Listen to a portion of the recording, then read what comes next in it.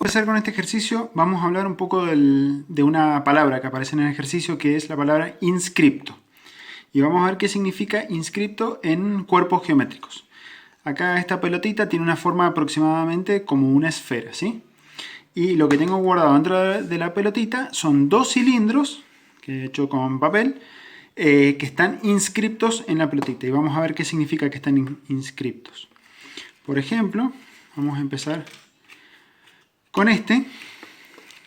Cuando entra el cilindro en la esfera, lo que sucede es que las circunferencias que tienen cada una de las puntas tocan perfectamente en la superficie de la esfera, ¿sí? Entonces, ¿qué sucede?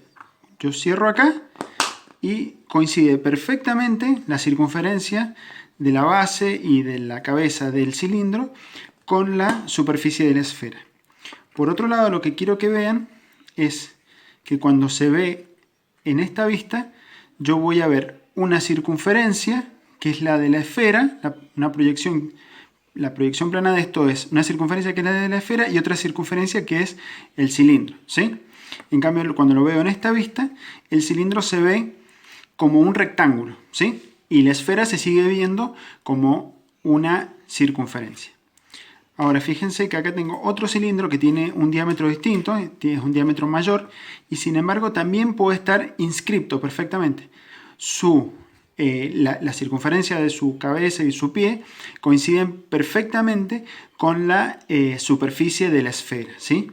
Y también, si yo lo veo en una vista, voy a ver una circunferencia que es la de la esfera y otra circunferencia que es la del cilindro, y no voy a ver que se toquen, pero si lo veo desde esta vista, el cilindro se ve como un rectángulo, ¿sí? Que ahora tiene una relación de aspecto distinta a la al rectángulo que teníamos recién, y coinciden, los cuatro vértices del rectángulo coinciden con la circunferencia que se ve como proyección de la esfera, ¿sí? Esto es para que vean de que yo puedo tener dos cilindros con distintas proporciones, ¿sí? Y donde ambos están inscriptos en la esfera, ¿sí? Lo contrario de inscripto es circunscripto. Nosotros podemos decir que estos dos cilindros están inscriptos en esta esfera, o puedo decir que la esfera está circunscripta en este cilindro y además está circunscripta en este otro cilindro, ¿sí? Bien. Ahora vamos a empezar con la parte matemática propiamente dicha. Vamos a resolver entonces el ejercicio número 24 del trabajo práctico número 3 de la guía del año 2020 de Análisis Matemático 1. El ejercicio 24 dice: determine las dimensiones de un cilindro circular recto de volumen máximo que se puede inscribir en una esfera de 10 centímetros de radio. A ver qué significa esto matemáticamente. Nos pide que encontremos las dimensiones de un cilindro circular recto de volumen máximo inscrito en una esfera de radio igual a 10. Y que digamos cuál es ese volumen máximo. Entonces, bueno, primero nos damos cuenta que este es un problema de optimización porque aparece la palabra máximo o la palabra mínimo. También podría llegar a aparecer la palabra óptimo, ¿sí? Por ejemplo, encuentre el volumen óptimo. Y ustedes por contexto deberán descubrir si es mínimo o máximo. En este caso explícitamente pide que sea el volumen máximo. Muy bien. Entonces empezamos planteando una función que sea el volumen, y esa es la función que vamos a optimizar. Sabemos que optimizar es una generalización de maximizar o minimizar, o sea, encontrar el máximo o encontrar el mínimo. Perfecto. Entonces, un cilindro circular recto tiene más o menos esta forma. Es un círculo que ha sido extruido, ¿sí? Ese círculo tiene un radio, que en este caso lo he llamado R sub C. Dado ese radio, se determina un área del círculo y al extruirlo, una longitud L sub C hace que este sea un cuerpo geométrico con un volumen B sub C igual a sub C por L sub C, ¿sí? Área por longitud es volumen. El área, como es el área de un círculo, va a ser pi por radio al cuadrado, es R sub C en este caso, al cuadrado, y tenemos la longitud nuevamente L sub C. Y acá, como esto, tanto L sub c como R sub c son longitudes, son mayores que 0, ¿sí? A su vez el área, por definición de área, es también mayor que 0, ¿sí? El área de esta superficie es positiva también. Bien, entonces por un lado tenemos la función a optimizar. Lo primero que observamos en esta función a optimizar, a ustedes que están en análisis matemático 1, les tiene que llamar la atención de que es una función de dos variables acá. Aparece R sub c y L sub c, ¿sí? Ustedes no saben encontrar el máximo de funciones de más de una variable, ¿sí? Porque estamos en análisis matemático 1. Entonces, alguna de esas variables tiene que desaparecer y normalmente va a desaparecer gracias a las restricciones, ¿sí? En análisis matemático 1, los problemas de optimización tienen restricciones y esas restricciones lo que hacen es reducir el número de variables, ¿sí? En análisis matemático 2 van a ver que las restricciones tienen un significado un poco más profundo. Bien, ¿cuál es la restricción? Que el cilindro esté inscripto en una esfera que tiene un determinado radio, ¿sí? Que por ahí nos han dicho que ese radio tiene que ser 10. Entonces, ¿qué vamos a hacer? Bueno, al principio de este video vimos qué quería decir que un cilindro esté inscripto en una esfera. Y acá ponemos algún ejemplo. Por ejemplo, un cilindro que se ve bastante equilibrado, digamos, si comparamos el alto con el radio, con el diámetro, y acá tengo uno más bien esbelto y uno bastante robusto, ¿sí? Todos estos son casos posibles de cilindros inscriptos en una esfera. Algo que no mostré en el video, al principio del video, cuando les mostraba el concepto de inscripto, es de que el cilindro puede ser que no esté inscripto. Por ejemplo, este mismo que está acá está inscripto. Si yo disminuyo su longitud sin aumentar el radio, no va a quedar inscripto, ¿sí? Va a quedar contenido. Y no es lo que nosotros buscamos acá. Nosotros buscamos que esté inscripto. En cada uno de estos dibujitos que están acá en perspectiva, tenemos una vista superior, que es verlo desde arriba, y tenemos una vista anterior, que es verlo de frente, ¿sí? Visto así y visto así.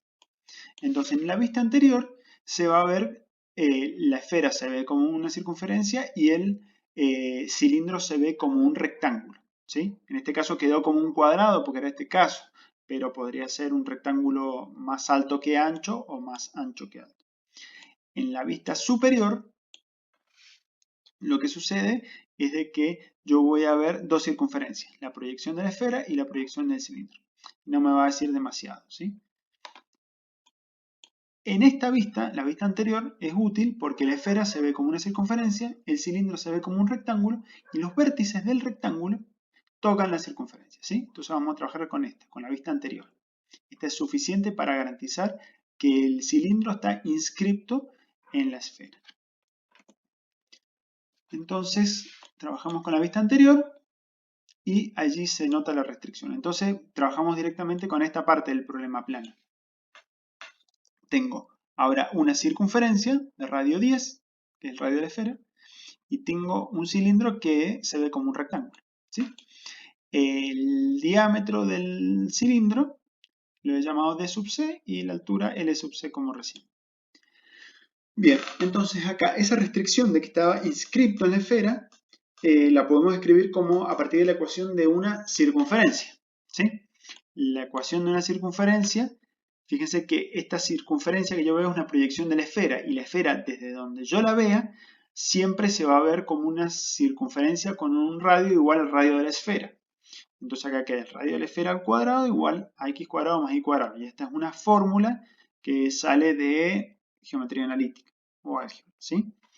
Que es la ecuación de una esfera. Dice cómo son las coordenadas de los puntos de esta circunferencia. Perdón, esta es la ecuación de una circunferencia. En este caso, una circunferencia que está centrada en el eje de coordenadas, ¿sí? Y por otro lado, yo sé que el diámetro del cilindro es 2 veces su radio, ¿sí? No hay nada extraño ahí. Ahora, ¿cómo entran acá las restricciones? Se van a ver mucho mejor acá.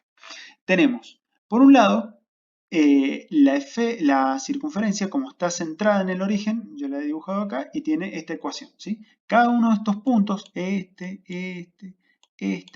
son pares x e y que satisfacen esta ecuación, ¿sí?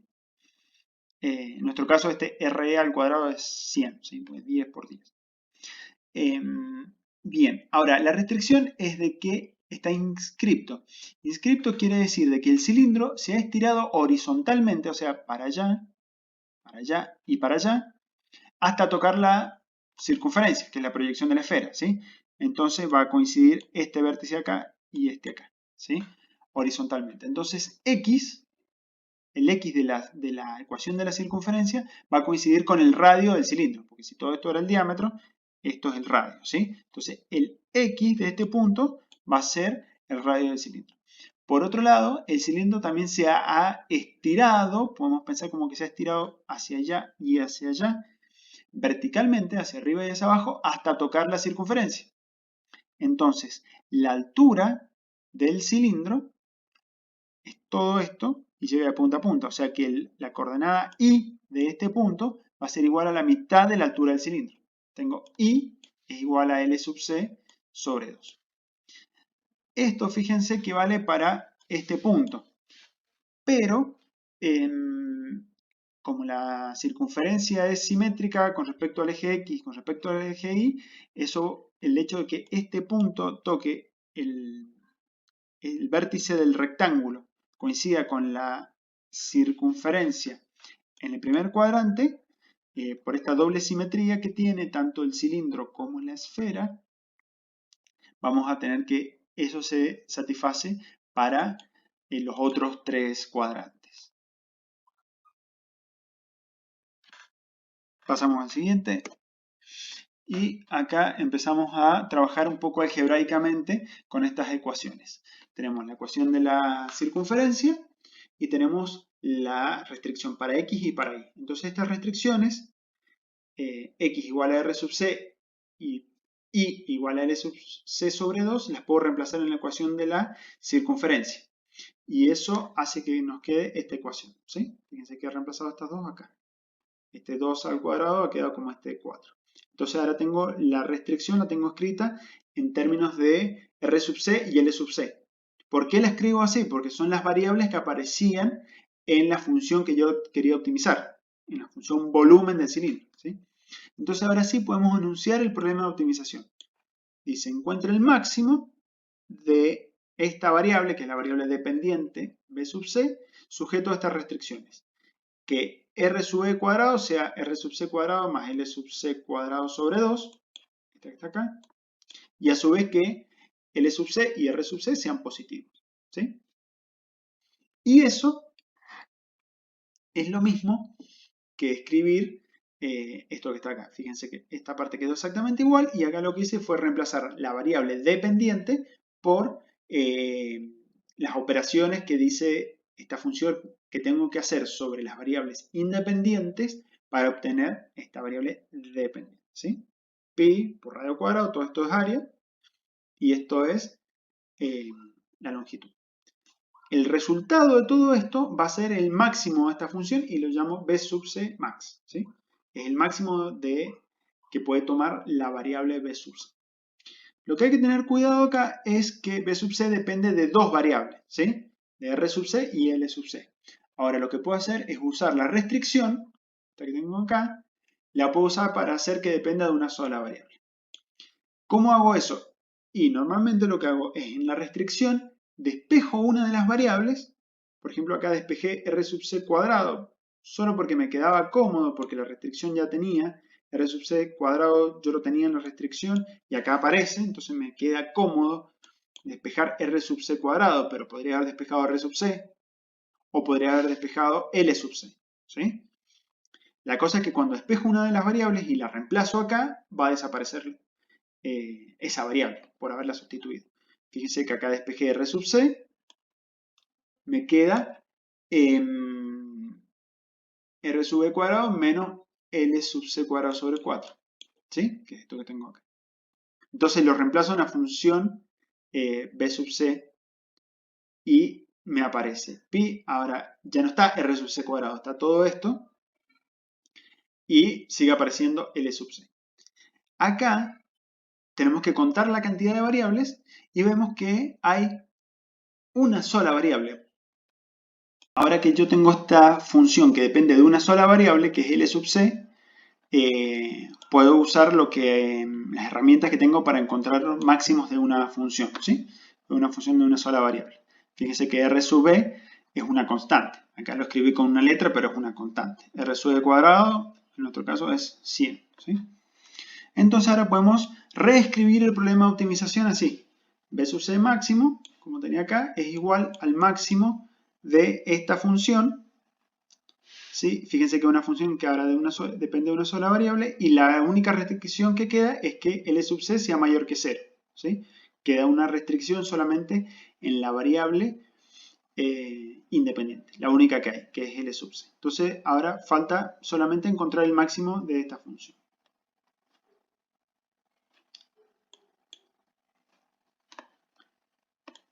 Entonces procedemos a optimizar. B sub c lo puedo pensar como que es una función f que depende de esta variable L sub c y tiene esta pinta, ¿sí? Acá vemos claramente que se trata de un polinomio, ¿sí? Polinomios son de las funciones más fáciles con las que vamos a trabajar en este curso. Acá hay que tener en cuenta que este polinomio, su dominio serían todos los reales, porque es un polinomio. Pero en el contexto de este problema, L sub c solamente puede tomar valores positivos, porque es una longitud. Entonces el dominio de esta función son todos los reales positivos sin incluir el 0. Entonces, ¿cómo encontramos el máximo o el mínimo de esta función? Tenemos que empezar encontrando los puntos críticos. Son los valores de L sub c que hacen o que no exista la derivada de esta función o que hagan que esta función sea igual a 0. En nuestro caso, como esta función es un polinomio, cuando la derive, me queda esto, ¿sí? Esta parte es lineal, entonces queda solamente la pendiente de esta recta, y este otro término es una función cúbica, entonces acá queda cuadrática. Este se disminuye en 1, y este 3 aparece acá, y queda este pi sobre 4, ¿sí? Entonces vemos que, como la derivada de un polinomio es otro polinomio, no va a haber ningún L sub c que pertenezca al dominio de f que haga que no exista la derivada, ¿sí? Entonces, puntos críticos por este lado no voy a encontrar. Pero sí voy a encontrar valores de L sub c que hagan que la derivada sea 0. ¿Y cuáles son? Es igualar esto a 0 y despejar el L sub c, ¿sí? Entonces igualo esto a 0, despejo L sub c.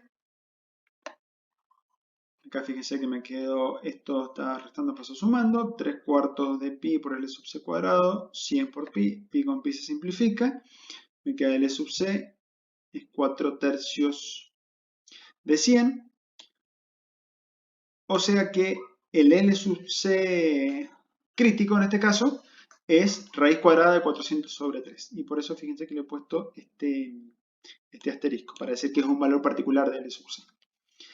Y por otro lado, vemos que cuando despejamos acá, el L sub c podría tomar valores positivos o negativos, ¿sí? Pero como yo tenía la restricción de que L sub c tenía que ser un número positivo, me quedo solamente con la raíz positiva. Bien, ahora tengo que verificar si este punto crítico es un mínimo o un máximo.